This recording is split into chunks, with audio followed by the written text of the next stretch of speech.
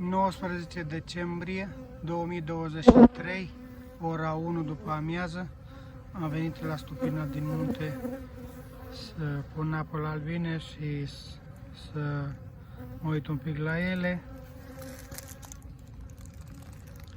Așa arată rozmarino, romero înflorit acum, rozmarino. A plouat bine toată toamna. A venit și soare pe strada mea. Deci așa arată. Chiar dacă azi dimineața a fost 0 grade, era geamul înghețat la mașină și ceva gheață, apa era înghețată. Așa arată.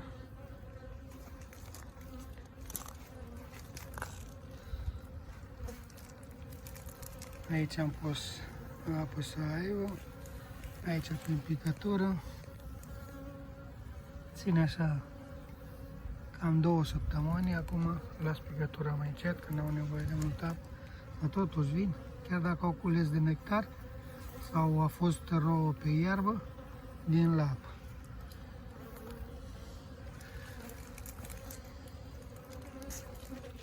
Da.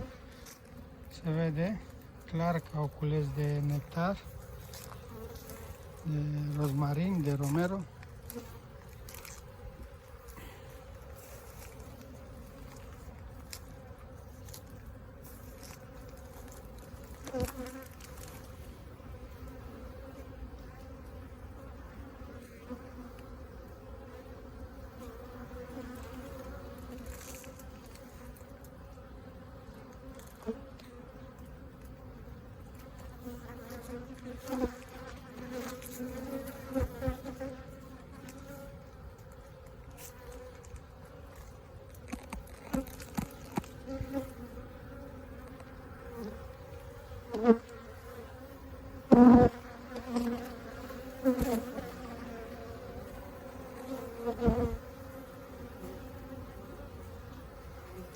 Temperatura este în jur de 14-15 grade acum. Și totul merge bine.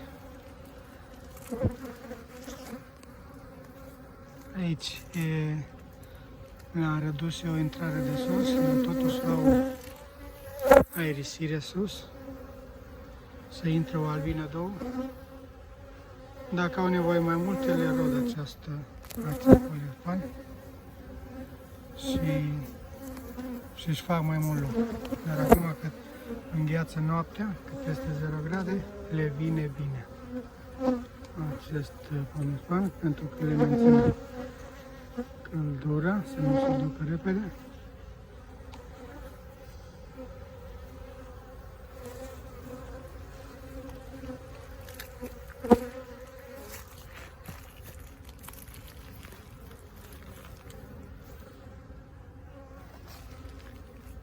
Deci au cules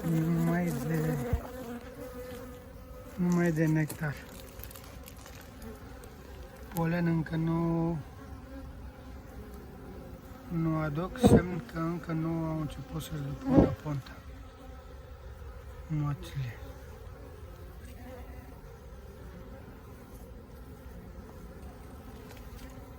Și așa sunt toți. Pe 2 corpuri.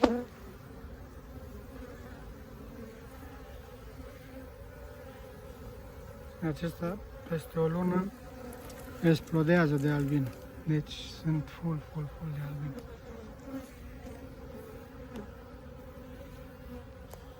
O zi bună vă doresc!